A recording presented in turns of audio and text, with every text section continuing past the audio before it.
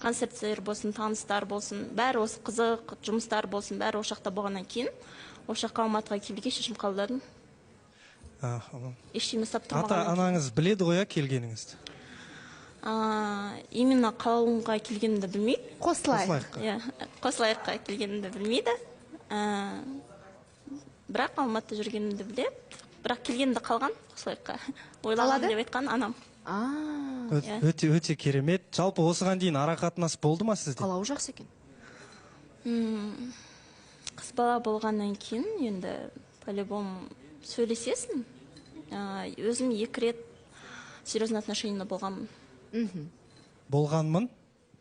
Серьезный отношение просто. Отбасын құрмағансыз ба? Жоқ.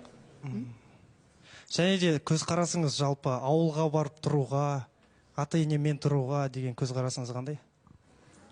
Мен ауылда ата-енемен тұру деген сияқты ондай менде жоқ негізі. Жоқ? Тұрмайсыз ба ауылда? Түлкібаста?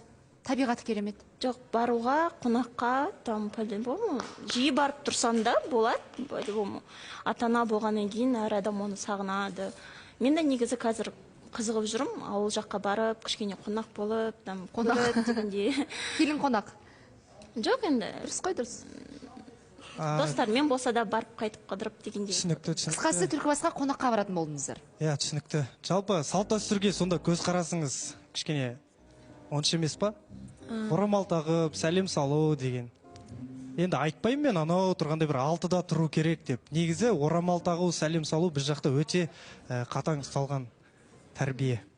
Келін болып түскеннен кейін қазақтың қызы болғаннан кейін әрине орамал тағасың, сәлем саласың. Тағам дейді.